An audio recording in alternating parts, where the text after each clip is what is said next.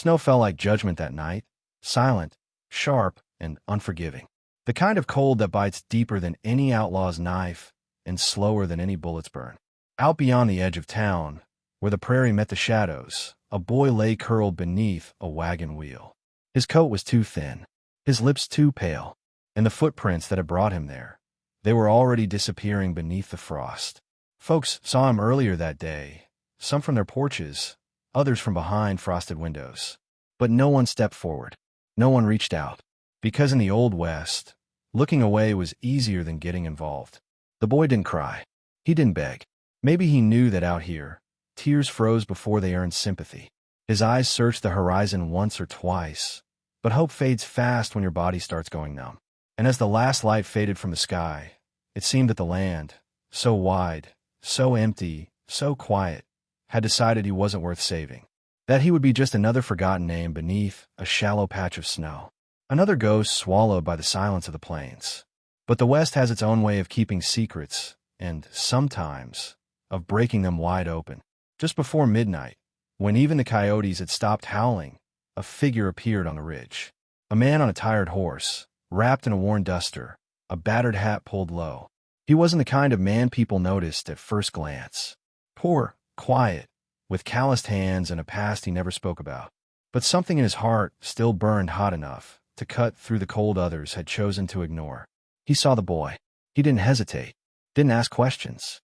He slid from the saddle and dropped to his knees, brushing snow from the child's face like wiping dust off a forgotten photograph. The boy barely stirred, but that was enough.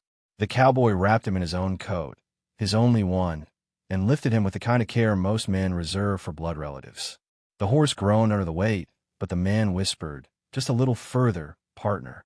And into the dark, he rode, not for glory, not for thanks, but for something this world doesn't always reward: decency. What followed wasn't a rescue story told in town squares. It wasn't written in newspapers or carved into stone. But what happened that night, between the snow, the silence, and the sacrifice, rippled through the hearts of those who had looked away. Because when one poor cowboy chose to act where others did not, he reminded an entire town of the cost of indifference and the quiet, unshakable power of a single human heart. The cowboy's name was Asa. Folks in town called him Dust Coat, on account of the faded brown jacket he wore year-round, even when the heat pressed heavy like a sermon on a sinner's back. He wasn't a man of many words, and he rarely stepped foot inside the saloon or church. But he was known to tip his hat to strangers and fix a broken fence without being asked. He lived alone in a weather-worn shack tucked between the hills, with nothing but a horse, a harmonica, and a Bible missing its last few pages. Some called him poor, others called him odd, but no one called him dangerous, just invisible. That winter, the storms came early and hard. Snow covered the earth like a shroud, and the wind howled with a hunger that made even the boldest cattle hands hurry home before dusk. The town grew smaller in spirit, retreating into warmth and familiarity. That was the night the boy appeared. No one knew exactly where he'd come from. Some whispered he'd fallen from a wagon. Others guessed he'd run away from some cruel camp beyond the hills. Either way, when the townsfolk saw him by the stable earlier that afternoon, hunched and shivering, they turned their faces and locked their doors. What haunted most of them later wasn't that they did nothing. It was that they didn't even try. Some said it wasn't their problem. Others feared it was a trap. But, deep down, they knew the truth. They had become too used to survival to remember compassion. It was easier to let the boy become a blur in the snow than risk bringing the cold into their own homes. They lit fires, cooked stew, and spoke of the weather, all while knowing there was a child just yards away, lying under a wagon, waiting to die. But Asa wasn't like them. He hadn't forgotten what it meant to go hungry or sleep through storms without a roof. Years ago, he'd lost a brother to frostbite, too far from help, too young to survive. That night still lived inside him, carved into his bones. So when he passed through town on a supply run and heard whispers of a boy by the stable, he didn't ask if it was true. He simply rode in the direction of silence, trusting his gut and the bitter wind to guide him. That's when he found the boy, half covered in snow, skin pale as bone, breath shallow as a whisper. Asa didn't pause. He pressed his fingers to the child's throat, felt the faintest flicker of life, and made his decision. He lifted him gently, speaking soft nonsense the way you would to a frightened colt. and carried him to his horse. The wind bit at them with claws of ice, but Asa leaned in close, shielding the boy with his own body. That ride back to his cabin was slow, cold, and cruel, but Asa never stopped. Not once. Because out here, in a land shaped by grit and ghosts, saving one soul could mean the difference between forgetting who you were and remembering who you still had a chance to be. The cabin was small, more wood than wall, with a fireplace that hadn't burned for 3 days due to a shortage of dry kindling. Asa kicked the door open with one boot, rushed inside, and laid the boy near the hearth. He stripped off his coat, wrapped it around the child, then knelt by the fire pit. His hands, raw from cold, worked fast, stacking splinters, breathing life into the first flicker, coaxing flame from stubborn ash. When the fire finally caught, a soft orange glow filled the room like grace after guilt, casting shadows that looked like angels clinging to the logs. The boy didn't stir at first. His lips were blue, his skin cold as river stone, but Asa didn't panic. He fed him warm broth, drop by drop, whispering stories into the quiet, old cowboy tales and half-remembered hymns. It was a strange ritual, half mercy, half memory, but Asa believed in the power of words. He believed that somewhere, buried deep in the boy's soul, those words might root and bloom. The hours passed slowly, thick with silence and smoke, until just before dawn, the boy blinked. Once, then again. Asa froze. For a long moment, they just stared at each other. Then the boy whispered, barely audible, "You came back." It made Asa's chest tighten.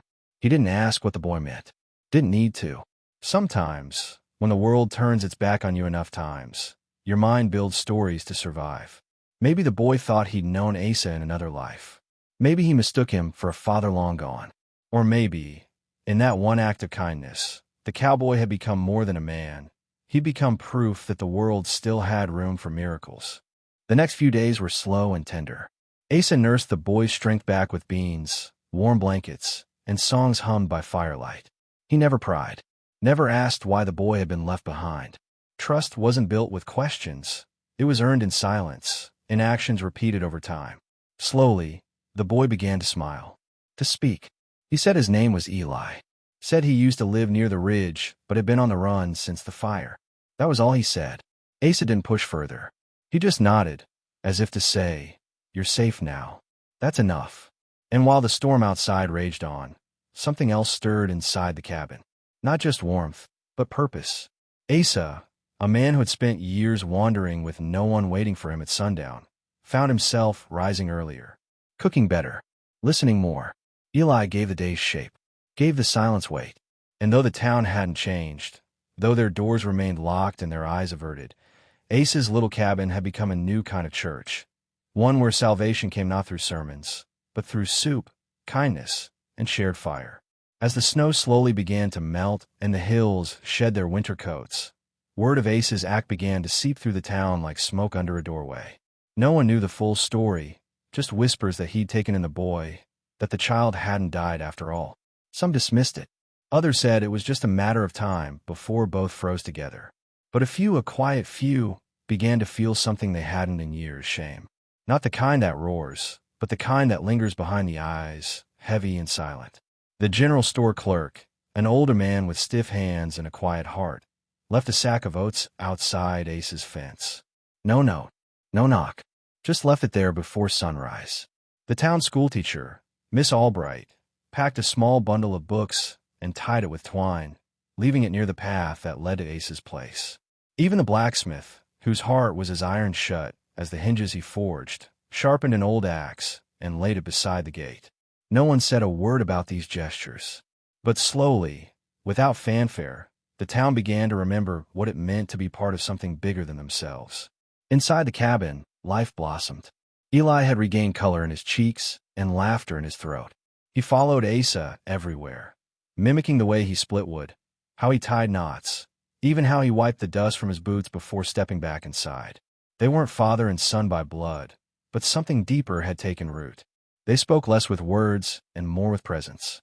And every time Asa laid out 2 plates instead of 1, or adjusted the blanket around Eli's shoulders, it stitched one more thread into the fabric of something real. Then one day, the boy asked, "Why did you stop for me?" "Asa," Caught off guard, didn't answer at first. He looked toward the window, watching the breeze ripple through a field of thawing snow. Finally, he said, because once someone didn't. That was all. But it was enough. Eli didn't ask again. In that answer, he understood that pain doesn't need to be spoken loud to be true. And kindness, when it comes from loss, carries a weight heavier than gold. That evening, as the sun dipped low and bathed the plains in amber, Asa played a tune on his harmonica, soft and slow, like a prayer. Eli sat beside him, leaning against his shoulder. And in that moment, under a sky so wide it could swallow sorrow whole, the cowboy who had once lived for no one and the boy who had been left by everyone shared something no one else could see. Peace. The kind born not from riches, but from rescue. Not from heroics, but from choosing to care when no one else did.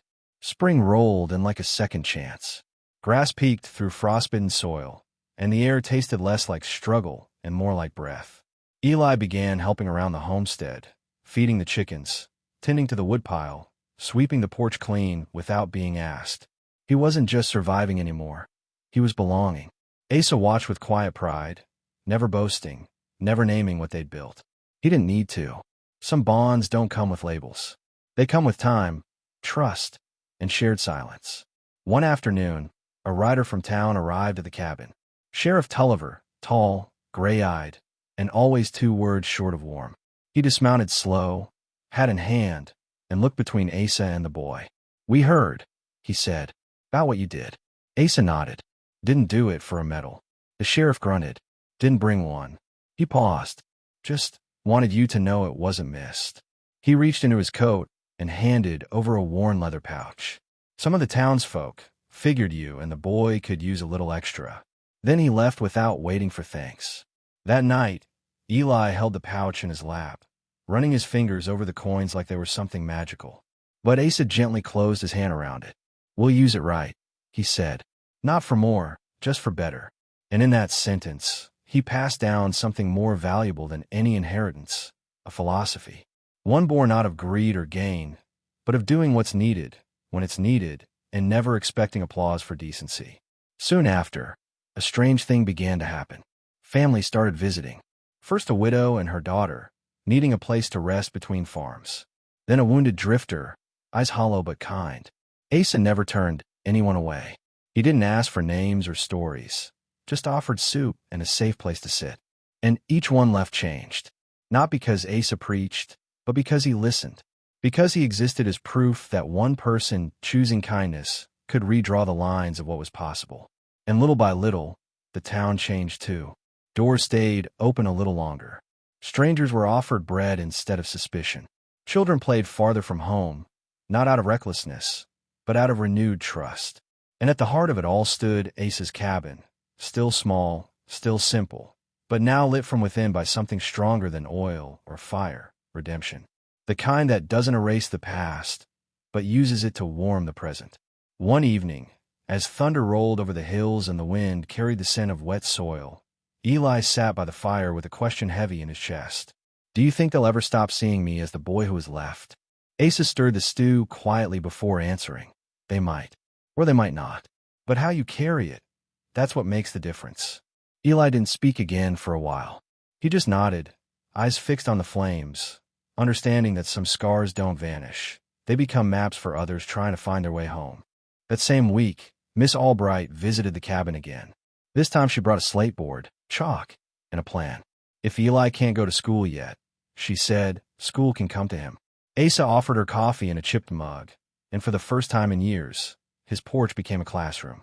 Letters were drawn, stories read, and Eli's laughter, loud and unfiltered, rang out over the hills. It was the kind of sound that makes birds pause in mid-flight, a sound that whispered, "Something sacred lives here now." As the land bloomed with wildflowers and promise, a traveler passed through town. He'd heard tales of a boy left to die and the cowboy who wouldn't let him. He came not for gossip, but to see if the story was true.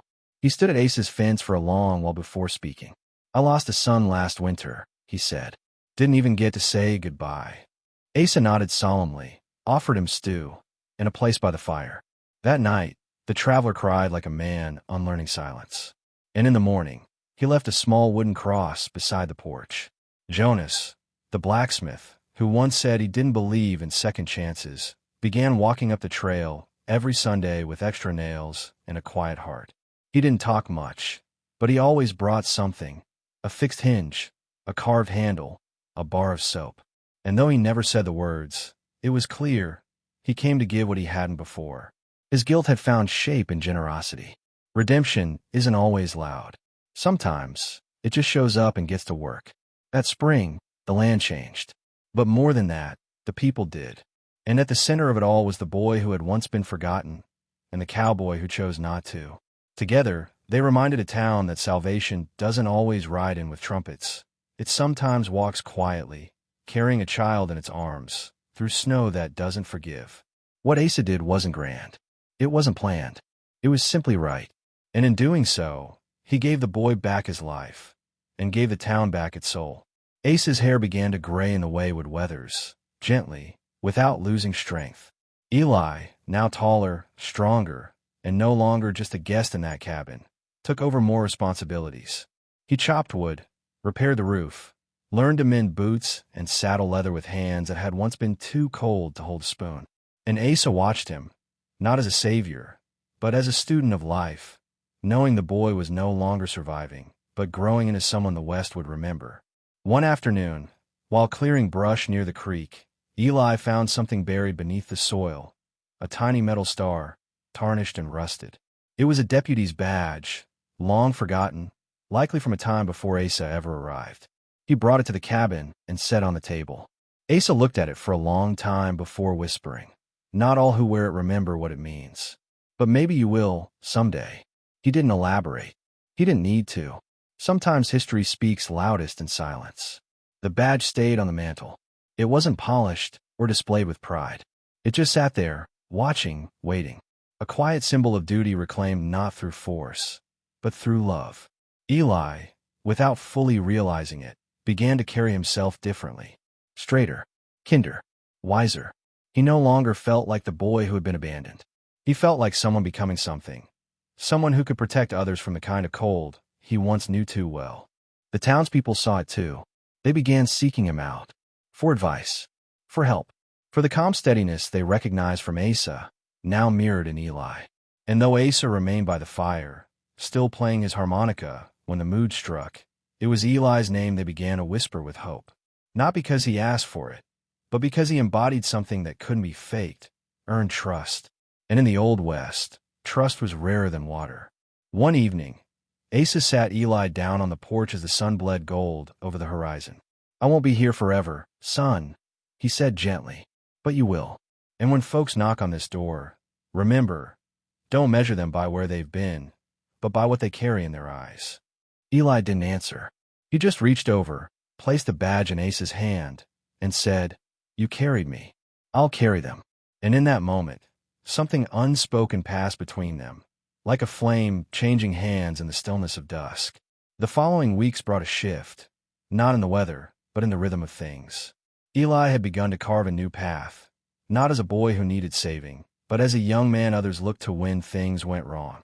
When a settler's wagon lost a wheel on the far trail, it was Eli who arrived with tools and calm words. When a mother lost her child in the tall grass, Eli was the one who found him, kneeling gently beside the sobbing boy and walking him home without asking questions. Every gesture, every act of quiet service, whispered the same truth. The boy had become the bridge between what the town had once been and what it hoped to be again. Asa watched all this unfold from the porch, his harmonica growing more silent by the day. His eyes, once sharp as a hawk's, now moved slower, lingered longer. But his heart, steady and unshaken, seemed fuller than ever. He didn't fear the changing of seasons. He welcomed it. He had seen too much of life to cling to it like a man clings to gold. Instead, he embraced the passing of time like a cowboy who knows when to let go of the reins and trust the next rider. One morning, Eli came back from the valley trail with his coat dusted in earth and his eyes lit by something new. "I want to build a second cabin," he said, "for those passing through. A place like you gave me." Asa nodded slowly, a smile cracking through his weathered face. "Then build it," he said. "But don't just use wood. Build it with stories. With time. With the parts of yourself no one sees." Eli didn't need blueprints. He had memory. He had pain transformed into purpose. And that was enough. Word of the project spread fast. Men who once ignored Eli now offered help. Women brought nails, wool, and bread. Even the mayor arrived one afternoon, sleeves rolled up, hammer in hand. The town wasn't just witnessing the building. They were becoming part of it. Because they understood now, the shelter they were helping raise wasn't just for strangers. It was for the parts of themselves they'd lost and were slowly reclaiming. Nail by nail, they weren't just building a cabin. They were building redemption. And Asa, he sat on the porch watching it all, the light in his eyes flickering like the lanterns in his cabin windows. He didn't need to speak. He had already said everything that mattered by the life he chose to live. His silence was now sacred, and in every beam raised, in every wall sealed against the wind, his legacy was being written, not in books or newspapers, but in the hands of the boy he had carried through the snow, and in the hearts of those who now carried his spirit forward. As the new cabin neared completion, the town began gathering near Asa's homestead more frequently. What had once been a solitary place was now the heart of a community rediscovering itself. Fires were built in circles instead of hearths. Music echoed from fiddles, spoons, and boots tapping on packed earth. Children ran through the grass where once only silence lived. And in the center of it all stood Eli, no longer a shadow of the past, but a lantern for the future. One afternoon, a young woman from a distant ranch brought her younger brother, eyes hollow, ribs showing through his shirt. She had heard of the boy who'd been saved and the cabin that didn't close its doors. Eli took them in without a word, just as Asa once had. He served stew. He washed the boy's feet. He laid another blanket by the fire. And as the wind howled outside, the warmth in that small room reminded every soul present that kindness doesn't lose its power when passed on. It grows. Asa grew quieter, his steps slower. But each morning, he still lit the fire with his own hands, even when his fingers ached and his breath came short. He would sit near the window, watching the smoke from Eli's new cabin rise into the sky like a prayer. It wasn't sorrow that filled him. It was peace, the kind that comes to a man who has finished his part in the story and knows, without question, that the story will continue without him, and that it will be good. Eli began to keep a journal, something Asa had never done. In it, he wrote names, dates, stories of those who came through the doors. Not for record, but for remembrance. He believed no one should ever feel forgotten the way he once did. He'd write simple lines like, "The baker's daughter smiled for the first time today," or "The drifter left a silver ring by the fire." Said he didn't need luck anymore. These weren't just notes. They were seeds, planted in the soil of memory and watered by hope. And one night, as the stars shimmered over the prairie and the coyotes sang in the distance, Eli sat beside Asa one final time. No words passed between them. Just the fire. Just the weight of years in quiet companionship. Asa reached out, placed the old badge in Eli's palm, and whispered, "Keep the door open." Then he leaned back, eyes closed, and let the wind carry him gently into the dark. And the boy who was once left to die now carried a legacy that would outlive the dust, the snow, and even time itself. Morning broke without ceremony. The sky turned pale gold, the kind of light that softens grief rather than blinds it. Eli rose early, not out of duty, but out of reverence. Asa lay still, his face calm, a trace of a smile resting on his lips as if he'd seen something beautiful just before crossing over. There were no bells, no crowds, no morning wails. Only silence. The sacred kind. The kind that wraps around you like a blanket when you finally understand the weight of love that was never loud. Eli didn't bury him in town. He carried Asa up the ridge where the wind always spoke and the land stretched wide and forgiving. With his own hands, he dug the grave, placed a single wooden cross, and left beside it the harmonica Asa used to play under starlit skies. No name was carved into the wood. No date. Just 3 words, etched deep and slow. He carried me. And those who came later, wanderers, settlers, sons looking for their fathers, understood exactly what it meant. Life did not pause. The prairie kept breathing. But something in the town shifted again. Eli didn't retreat into sorrow. He stepped forward. He greeted strangers before they spoke. He mended more than fences. He mended stories, broken pride, old wounds never spoken aloud. Children ran to him first when storms rolled in. Old men listened when he talked. He had become not just a man in Asa's image, but something even more, the embodiment of what Asa believed people could still become. The second cabin became a home for the forgotten. No one stayed long, but no one ever left empty. Drifters found rest. Widows found reason. Orphans found arms that held firm. And through it all, the old fire from Asa's hearth never once died. Eli kept it lit each night, not because the cabin needed it, but because the world still did.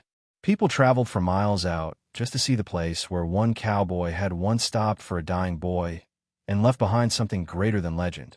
He left truth. And though Asa's voice had gone quiet, it lived in every story shared around that fire, in every act of mercy done without witness. People spoke his name not in sorrow, but in gratitude, because in a world that often chooses to look away, he had looked straight into the cold and carried life out of it. And the boy he once saved? He now stood tall, not as a reminder of tragedy, but as a beacon of what love without condition can create when we're brave enough to act. Years passed, and the land changed again. New rail lines, new families, new faces etched by the same wind. But the trail to Asa's Ridge remained. People walked it not just to remember him, but to remember themselves. Some came carrying burdens they couldn't name. Others came to leave behind the weight of things they never dared speak aloud. And every time they returned, they spoke of a warmth they couldn't explain, as if the cabin itself breathed kindness into the air. Eli aged slowly, with dignity, the kind carved not from ease, but from years of meaning. He wore Asa's coat now, repaired 100 times, but still strong. He kept the badge in a drawer, not out of shame, but humility. Titles never meant much to him. Actions did. And when folks asked him what he'd call the place he'd built, he always smiled and said, "It doesn't need a name. If you need it, you'll find it." And somehow, they always did. A child once asked him, "How do you know who to help?" Eli paused, eyes thoughtful, then answered, "Everyone, until they don't need it anymore." That answer traveled far, passed down like scripture. Ranchers repeated it. Teachers wrote it on chalkboards. Mothers whispered it into their children's ears on cold nights. Because it was more than an answer. It was a compass. And in the unpredictable wilderness of the West, that kind of compass could save lives. And then, one spring morning, as light poured through the cabin window, just the way it had when Asa carried him in all those years ago, Eli closed his eyes for the final time. No storm howled. No wind screamed. Just peace. Generations gathered to lay him beside Asa. 2 wooden crosses, side by side, facing east where the sun always rose. No graves more visited. No names more remembered. Just 2 men, who carried love farther than any horse could ride. Now, long after the dust has settled and the town has faded into memory, stories still drift through the wind. About a boy left to die and a poor cowboy who carried him inside. About a cabin that never closed its door. About a fire that never went out. And if you ever find yourself out there, alone in the cold, just keep walking. The light is still burning, and someone's waiting to carry you home. Some stories are too quiet for history books, yet loud enough to echo across generations. This was never just about a cowboy or a boy in the snow. It was about the moment one man chose to stop when the rest of the world kept riding. Asa didn't wear armor. He didn't carry fame. He carried something far more rare, compassion born from pain, and love without condition. And in doing so, he rewrote the ending of a life everyone else had already given up on. Eli's journey reminds us that the ones the world forgets often become the very heart of its healing. From abandoned child to trusted guardian, he carried forward the fire that once saved him, offering warmth to others who arrived frozen by life. The shelter he helped build wasn't made of just timber and stone. It was made of second chances, silent understanding, and actions that speak louder than promises. That kind of shelter doesn't burn out. It burns brighter, year after year. What we carry matters, not just in our hands, but in our hearts.